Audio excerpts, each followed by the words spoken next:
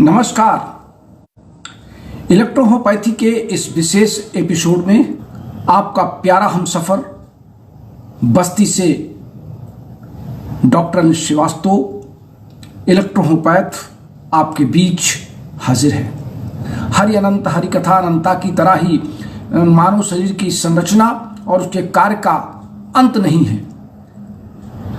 विवेचनाओं और शोधों पर आधारित है मानव शरीर की संरचना और उसके कार्य। इसलिए हम कोशिश करते हैं कि कम समय में कम शब्दों में आपको अधिक समझाने का प्रयास करें।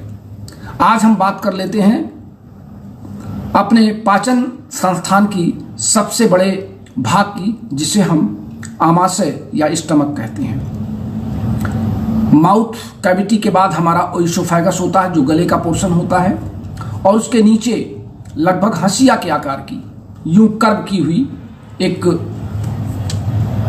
लंबी चौड़ी थैली होती है, जो लगभग हम कह सकते हैं कि इसकी लंबाई लगभग 25 सेंटीमीटर के आसपास होती है। 30 सेंटीमीटर का आपका एक फिट होता है, तो 25 सेंटीमीटर के आसपास ये हंसिया के आकार की एक थैली पड़ी होती है, जिसमें हमारा भोजन लगभग 2 से 2.5 घंटे 3 घंटे तक और अधिकतम 4 घंटों तक सुरक्षित रहता है। इस पार्ट के ऊपर का भाग, जहां पे ओइसोफेगस आकर के हमारे स्टमक में जुड़ता है, वो पार्ट कहलाता है कार्डियक पार्ट। बीच का पूरा पार्ट जो होता है, ये पूरा का पूरा पार्ट हमारा कहलाता है बॉडी ऑफ स्टमक, और निचला पार्ट जहां से ड्यूडेनम मिलता है, उन दोनों के जोड़ के पार्ट के भाग को हम कहते हैं पाइलोरिक पार्ट। अब जो फंडिक पार्ट होता है या फंडक का जो भाग है, वहां पर चूंकि ओइसोफेगस से भोजन को नीचे जाने का मार्ग होता है, तो जब भोजन ओइसोफेगस से हमारे स्टमक में उतर जाता है, तो जो वहां पे साइफिक्टर वाल्व होती है, वो वाल्व वहां पर संकुचित हो जाती है, क्योंकि ऊपर से भोजन नीचे की ओर जब आ जाएगा तो ऊपर की ओर उठ करके उसमें वाल्व लगा होता है, जो भोजन को ऊपर चढ़ने से फिर रोकता है। और नीचे जो पाइलोरिक पार्ट होता है, वहां का वाल्व आगे ड्यूडेनम की तरफ खुलता है, और ताकि भोजन आगे की ओर बढ़े। जब आमाशय में या स्टमक में पाचन की क्रिया समाप्त हो जाती है, तो उसके बाद फिर उसका कार्य होता है कि वो भोजन ड्यूडेनम की तरफ बढ़े। अब प्रकृति ने या ईश्वर ने इस ग्रंथि को इस पार्ट को इतना बड़ा क्यों बनाया? 25 सेंटीमीटर के स्टमक की जरूरत क्यों पड़ी? हमारे में तो 3 पार्ट होता है, लेकिन जो पशु होते हैं उनके 4 पार्ट होते हैं इस स्टमक में। एक पार्ट उनका जो जुगाली करते हैं, वो पार्ट आगे आता है, जिसमें वापस भोजन लौट करके उनके माउथ कैविटी में आकर के उसको फिर छोटे छोटे टुकड़ों में करके अंदर लेते हैं। लेकिन हमारे आप में 3 पार्ट होता है, क्योंकि हम पकाया भोजन लेते हैं, प्रेशर कुकर का बना हुआ, या पकी हुई रोटी लेते हैं, पकी हुई सब्जी या जो भी भोज पदार्थ लेते हैं, और जो हम कच्चे पदार्थ लेते हैं या जो हम फल खाते हैं, वो हमारे ड्यूडेनम के अगले पार्ट में जाकर के उसका पाचन क्रिया होती है। अब हम ये कह सकते हैं कि जो हमारा स्टमक की जो दीवार है, ये दीवार काफ़ी मोटी होती है, जिसमें 3 लेयर होते हैं। एक लेयर आपकी लॉन्गिट्यूडनल मसल्स की होती है, दूसरी मसल्स आपकी होती है जिसको हम कह सकते हैं सर्कुलर मसल्स, और तीसरी होती है ऑब्लिक मसल्स की। 3 लेयर की ये मोटी परत होती है, और उस परत के नीचे म्यूकस मेम्ब्रेन की एक और मोटी परत होती है, जिसमें म्यूकोसा और सब म्यूकोसा पार्ट होते हैं। यही जो म्यूकोसा पार्ट है, यह अंदर की ओर अंगुलियों की तरह धंस जाती है, और जिसे हम गैस्ट्रिक पिट कहते हैं। इस गैस्ट्रिक पिट में गैस्ट्रिक ग्लैंड्स बनते हैं, या गैस्ट्रिक ग्लैंड होते हैं, छोटे छोटे पिंडक पाए जाते हैं। आपको जान के ताज्जुब होगा कि लगभग 3.5 करोड़ जो ग्लैंड्स हैं, वो हमारे स्टमक में पाए जाते हैं, और इस 3.5 करोड़ के आसपास पाए जाने वाले ग्लैंड्स अपने गैस्ट्रिक जूस हमारे स्टमक में उतारते हैं।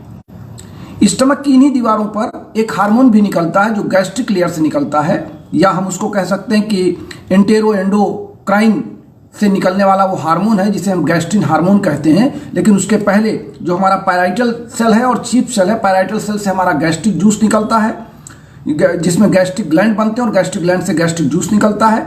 और जो दूसरा चीफ सेल है, चीफ सेल से हम एंजाइम्स जिसको हम पेप्सिनोजन के रूप में लेते हैं, बाद में पेप्सिन के रूप में कन्वर्ट होता है। तो ये 3 पार्ट में 3 प्रकार के 3 लेयर में 3 प्रकार के एंजाइम्स और हार्मोन्स निकलते हैं। हम ये कह सकते हैं कि जो हमारा स्टमक है, स्टमक की जो प्रक्रिया है, इस स्टमक में 2 से 4 लीटर तक, मतलब जिसको हम आयतन में कह लें, 2 से 4 लीटर आयतन का भोज्य पदार्थ हमारे स्टमक में रह सकता है एक समय में, और जो इसका टाइम है वो 3 से 4 घंटे तक रखने का है। इसी में एक बात और भी महत्वपूर्ण है कि लगभग जो हमारा गैस्ट्रिक जूस निकलता है, हमारे जो 300 करोड़ के ऊपर की जो ग्लैंड्स हैं, गैस्ट्रिक ग्लैंड, उनमें से निकलने वाला जो गैस्ट्रिक जूस है वो लगभग 3 से 4 लीटर होता है। यानी जब भोजन हमारे माउथ कैविटी से आगे बढ़ता है, वो इसोफेगस से उतर के स्टमक में आता है, तो स्टमक में आते ही लगभग 3 से 4 लीटर गैस्ट्रिक जूस निकलता है, जिसमें 90% पार्ट वाटर का होता है। अब आज मैं एक बात यहीं पे क्लियर कर दूं। मेरा एक YouTube पर वीडियो आया था जिसमें हमने ये कहा था कि आप भोजन के साथ जल का ग्रहण करना जारी रखें, क्योंकि तमाम अन्य विशेषज्ञ ये कहते हैं कि भोजन करने के 2 घंटे 2.5 घंटे बाद जल पीना चाहिए। जल जा करके भोजन को ठंडा कर देता है, भोजन गर्म होता है और गर्म पे ठंडा पानी डालेंगे तो भाप बन के उड़ जाएगा, या तवे पर गर्म पानी डालेंगे तो क्या स्थिति होगी। तरह तरह का उदाहरण देते हैं। आज वैज्ञानिक दृष्टिकोण से, physiological activities point of view से मैं इस बात को आपको क्लियर कर दूं कि हमारे गैस्ट्रिक जूस की जो मात्रा है वो 3 से 4 लीटर है। आप सोच सकते हैं 3 से 4 लीटर गैस्ट्रिक जूस निकलता है, जिसमें 97% पार्ट या 97 से 99% पार्ट हमारा वाटर होता है। 6.5% पार्ट हमारा HCl होता है। HCl हाइड्रोक्लोरिक एसिड है। यद्यपि 0.5% होता है 4 लीटर का, लेकिन ये इतना ज्वलनशील होता है कि अगर इसकी एक ड्रॉप आपके हथेली पर निकाल के रख दी जाए, ओरिजिनल HCl जो आपके स्टमक में निकलता है, उसकी एक ड्रॉप आपकी हथेली पर रख दी जाए तो आपकी हथेली में छेद होकर के वो नीचे की ओर गिर जाएगा। यानी आपकी हथेली 1 सेकंड में इस पार आप रखेंगे और इस पार वो टपक जाएगा, आपकी हड्डियों को छेदता हुआ। इतना खतरनाक एसिड हमारे स्टमक में होता है, लेकिन फिर भी वो हमारे स्टमक की दीवार को नहीं पचा पाता, हमारे स्टमक की दीवारों को वो अहित नहीं कर पाता, क्योंकि जो म्यूकस मेम्ब्रेन है, म्यूकस मेम्ब्रेन की जो क्षमता है वो HCl के सेक्रेशन से या गैस्ट्रिक जूस जो भी निकलता है उसके किसी भी प्रकार के अटैक से वो अपने आप को रोक सकती है। एक शॉर्ट में मैं बता रहा हूँ, चूंकि बहुत लंबा प्रोसेस है, स्टमक की दीवारों के अलग अलग पार्ट के अलग अलग कार्य हैं, लेकिन कम शब्दों में हम आपको इलेक्ट्रोहोम्योपैथी के चिकित्सक साथियों को, विशेष करके नए साथियों को, जितने कम शब्दों में इलेक्ट्रोहोम्योपैथी की इस एनाटॉमी और फिजियोलॉजी की आवश्यकता है, मैं उसी पर आपका ध्यान आकर्षित कर रहा हूँ। जिन लोगों में HCl की मात्रा या गैस्ट्रिक जूस की मात्रा देर तक बनी रह जाती है हमारे स्टमक में, और भोजन की मात्रा कम आती है और उसके सापेक्ष गैस्ट्रिक जूस ज़्यादा निकलता है, तो ये गैस्ट्रिक जूस चूँकि एसिडिक मीडियम में होता है, अम्लीय माध्यम होता है, तो ये फिर हमारी दीवारों को नुकसान पहुंचा सकती है। इनकी कोशिकाओं को, म्यूकस को रप्चर करने का प्रयास करती, चूँकि इनका हमारी आमाशय की दीवारें क्रमाकुंचन एक गति करती हैं, जो आपस में इस तरह के एक दूसरे से फोल्ड करके उनके फोल्ड खुलते और बंद होते हैं जब भोजन हमारे स्टमक में पहुंच जाता है। तो जब ये अप डाउन करते हैं तो उस समय अगर गैस्ट्रिक जूस की मात्रा ज़्यादा हो गई है तो वो हमारे इस क्रमाकुंचन गति के समय हमारी दीवारों को नुकसान पहुंचाती है और कहीं कहीं उसमें घाव हो जाते हैं, और वही घाव फिर आगे चल के पेप्टिक अल्सर का रूप लेते हैं, और उसी को हम पेप्टिक अल्सर कहते हैं। यानी जब हमारे स्टमक के आसपास एसिड की मात्रा बढ़ जाती है या गैस्ट्रिक जूस की मात्रा बढ़ जाती है, जिसमें तो हम पेप्टिक अल्सर होने की संभावनाएं बढ़ जाती हैं। कभी कभार आपने सुना होगा कि लोग भोजन नहीं करते और कहते हैं हमारा पेट बिल्कुल भरा लग रहा है, उनको डकार आ रही है और पेट फूला फूला लग रहा है, तो वहाँ पे ये मान के चला जाता है कि इनके अंदर जो गैस्ट्रिक जूस की मात्रा है वो ज़्यादा निकल रही है, उसके सापेक्ष की भोजन की मात्रा जो पचनी चाहिए वो यहाँ भोजन उतने मात्रा में नहीं पहुँच रहा है। और अगर गैस्ट्रिक जूस या HCl ना हो, या यूँ कह लें कि अगर भोजन यहाँ पर 3-4 घंटे न रुक पाता, तो फिर हमको हर 20 मिनट के बाद भोजन लेना पड़ता, ये प्रकृति की व्यवस्था है कि 3 से 4 घंटे तक भोजन यहाँ पर विभिन्न रूपों में विभिन्न पाचक एंजाइम्स और हार्मोन्स के मिलने के बाद भोजन पच करके काइम के रूप में हमारे पाइलोरिक वाल्व को खोलता हुआ ड्यूडेनम की ओर बढ़ता है। यानी स्टमक एक बहुत ही सेंसिटिव ऑर्गन है। हम सेंसिटिव शब्द का इस्तेमाल इसलिए कर रहे हैं कि चूंकि इसी के आसपास लीवर लगा हुआ है, पैंक्रियाज लगा हुआ है, ड्यूडेनम लगा हुआ है और इसी में निकलने वाले गैस्ट्रिक जूस हैं और 3 से 4 लीटर तक ये निकलते हैं। तो जहाँ तक मीडियम की बात है, तो चूंकि मीडियम क्या है, यहाँ पर वाटर है, पानी है। जो गैस्ट्रिक जूस में पानी निकल रहा है, जो 90% तक वाटर है, वो हमारे भोजन को पीसते समय जैसे आटे को साना जाता है तो उसमें पानी की मात्रा डाली जाती है तो आटे को गूंथा जाता है, वैसे हमारा भोजन हमारे स्टमक में, जिसको मैं आम बोलचाल की भाषा में भोजन को गूंथना कह रहा हूँ, और वो गूंथा किससे जाता है, पानी के साथ मिला करके। और जब हम ये मान के चलते हैं कि अगर हम बाहर से भी पानी ले लेते हैं और वो हमारे स्टमक में जाता है तो हमारी जो पाचन क्रिया है वो और जल्दी जल्दी उसके पीसने के कारण भोजन काइम और अच्छा बन जाएगा और वो आगे ड्यूडेनम में आसानी से उतर जाएगा और जितनी आसानी से वो पचना चाहिए उतनी आसानी से वो पचता जाएगा। इसीलिए मैं सलाह देता हूँ कि भोजन के साथ आपको भरपूर पानी की मात्रा भी लेनी चाहिए। और भरपूर पानी की मात्रा का तात्पर्य है कि लगभग आधे से पौन लीटर जल आपको भोजन के साथ जब आप लेंगे। मैं उन तमाम साथियों को इस बात का प्रयोग करने की सलाह दे चुका हूं अपने पिछले वीडियो पर, जिस पर लगभग 6.5 लाख लोगों ने उसका समर्थन भी किया था, कि उन्होंने ये लिखा था मेरे उस पर, आप कमेंट्स खोल कर यूट्यूब पर देख लें, जिसमें उन्होंने कहा था कि जी आपका प्रयोग बहुत सफल और हम लोग इससे लाभ ले रहे हैं। आप याद करें कि आपके बाबा, दादा, परदादा, मुझे तो अपने 3 पीढ़ियों का याद है, ज़्यादा तो उसके आगे तो मैं नहीं बता सकता, लेकिन मैं अपने बाबा और बाबा के भाइयों को जब दादी हमारी भोजन के लिए बुलाती थी तो हमारे सभी बाबा, तीनों भाई थे, वो बड़े बड़े लोटे लेकर के, गिलट के लोटे तब चलते थे, लगभग 2 लीटर 2.5 लीटर वाले लोटे, और वो लोग पूरा भर करके आंगन में आके बैठते थे और पलथी मार के भोजन करते थे और उस लोटे से पानी पीते थे।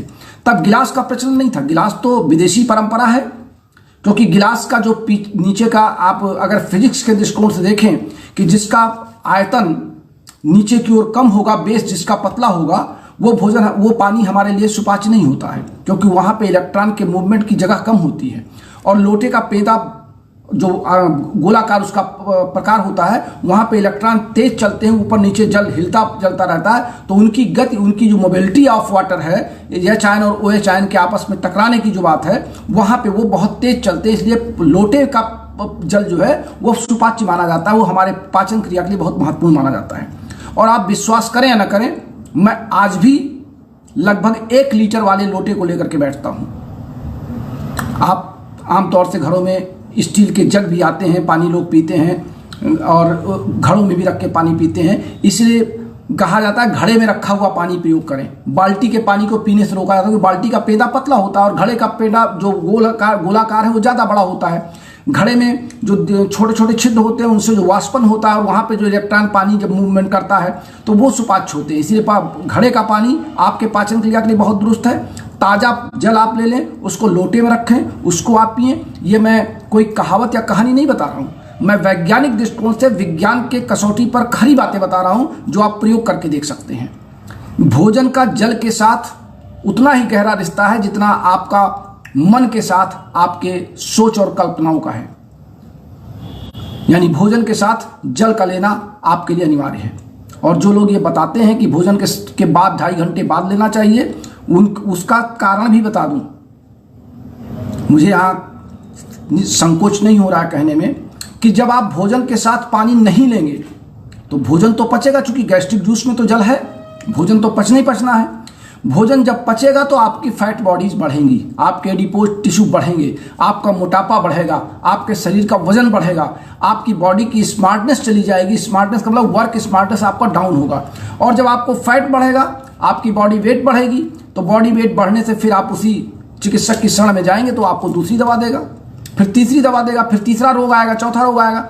लेकिन जब आप भोजन के साथ भरपूर पानी लेंगे तो भोजन पचेगा भी, सुपाच्य भी होगा और आपके बॉडी में फैटी टिश्यूज का जमाव कम होगा, एडिपोज टिश्यू का जमाव कम होगा। मैं इस पर कोई बहुत टिप्पणी नहीं करना चाहता, लेकिन मैं इतना जरूर कहना चाहता हूं कि आप मेरे शरीर को देख करके अंदाजा लगा लें कि मैं कितने घंटे वर्क करता हूं और मैं भोजन के साथ 1 लीटर तक पानी पीता हूं पर डे। अगर दोनों टाइम मिला के भोजन के साथ तो मुझे 2 लीटर पानी पीना है। हमारे घर वाले, हमारे बच्चे कभी मजाक करते हैं, पापा को पहले पानी पिला दो नहीं तो ये खाना नहीं खाएंगे।